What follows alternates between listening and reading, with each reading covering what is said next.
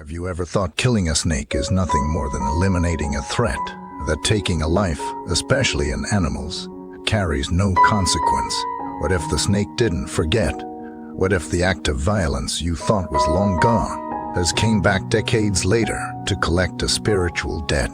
Welcome back to the channel. I'm your guide through today's deeply unsettling, yet profoundly awakening story, not of fantasy, but of real karmic retribution, rooted in the principles of cause and effect. Today we ask, what is the true price of killing? In the quiet surroundings of a mountain temple, a man in his 60s finally opened up about something that had haunted him for over 2 decades. He wasn't a monk nor a scholar. He was a layman who had endured pain, misfortunes, and madness, all triggered by a single act in his youth, the killing of a snake. Let's go back to the beginning. He was just over 20 years old when it happened. Working on his family's land with a picasca, he spotted a snake slithering through the crops. Air surged through him. Maybe disgusted too. Without thinking, he raised his tool and struck again and again. When the dust settled, the snake lay in pieces. He didn't feel remorse at that moment. It felt like self-defense. But from that day on, his life was never the same. It began subtly, a chill that crawled up his spine, strange dreams, sleepless nights, and the episode started. One moment he'd be calm and coherent, the next deranged and wild, wandering aimlessly into forests, or disappearing into dangerous areas like dams and cliffs, places known for tragic deaths. He wasn't alone in these experiences. His wife too began to suffer. There were times she would wake up screaming, her body trembling uncontrollably. Medical tests showed nothing, but the terror was real. And then came the voice. It wasn't audible, but it was unmistakable. Presence, consciousness. "You killed me," it said. "I will not let you rest." The snake had returned, not in flesh, but in energy, in karma, in vengeance. For years, the man's family suffered financially. Every opportunity slipped through their hands. Their home seemed cursed. They couldn't keep money. Their relationships frayed. And yet no one could see the chain wrapped around their souls except him. What's chilling is how intelligent the snake's spirit seemed. It didn't just want revenge. It wanted slow, painful repayment. It manipulated his mind, led him to irrational decisions, and even tricked him into financial ruin. By making him give away money or make foolish exchanges, it controlled his impulses like a puppeteer. And then it possessed his wife. Imagine being trapped in a home where both husband and wife are hostages to an invisible force. The pain, the madness, the isolation had lasted over 20 years. But then something shifted.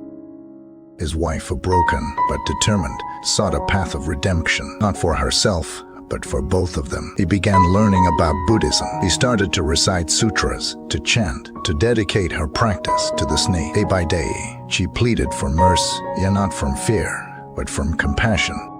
He didn't hate the snake. He understood it was a sentient being, wronged, angry, lost, and so she poured her heart into her prayers, asking that it find peace and release them from this curse. And then one night, he had a dream.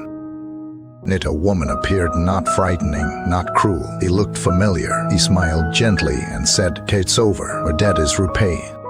The next day, he went to a festival and saw a woman who looked exactly like the one from his dream.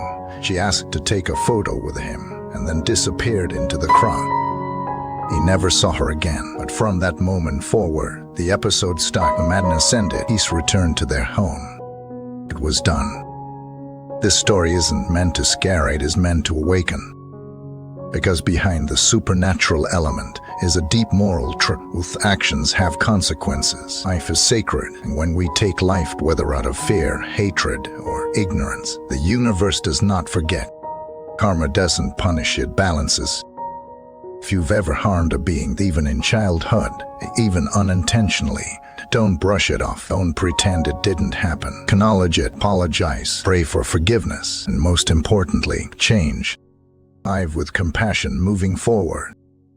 What this story also teaches us is that redemption is real. It took 20 years, but through love, persistence, and spiritual dedication, healing came. There's another tale that echoes this lesson. Relative of the man once killed a rat, not a pest, but a harmless elderly one that came to nibble leftovers. He killed it in anger. That night he dreamed of his deceased aunt, who told him, that was your cousin, reborn. He came only to share your food. Weeks later he suffered a traumatic brain injury. He survived but spent the rest of his life bedridden. Another family member killed a snake near their home. Days later, she began suffering from hallucinations. Months later, she took her own life. The pattern is clear. But this doesn't mean we live in fear. It means we live in mindfulness. Don't step on ants casually. Don't squash insects with annoyance. Don't see animals as obstacles but as fellow travelers in this vast web of existence. When we choose kindness, we choose alignment with the universe. And here's the beautiful truth: with every life you spare, every being you help, every compassionate act, or planting seeds of fortune, you're not just protecting them, you're protecting your own future. In Buddhist teaching, all beings have Buddha nature. That snake could have become enlightened in a future life. That rat, it might have been your ancestor. That flyer, it's not insignificant. It breeds, fears, it wants to live. So before you act, a pause. Is your anger worth a lifetime of suffering? Is your convenience worth someone else's end? Choose compassion. And if you've already done harm, it's never too late. You can repent, you can chant, you can pray, you can change. That's the greatest gift of being human, the power to transform karma.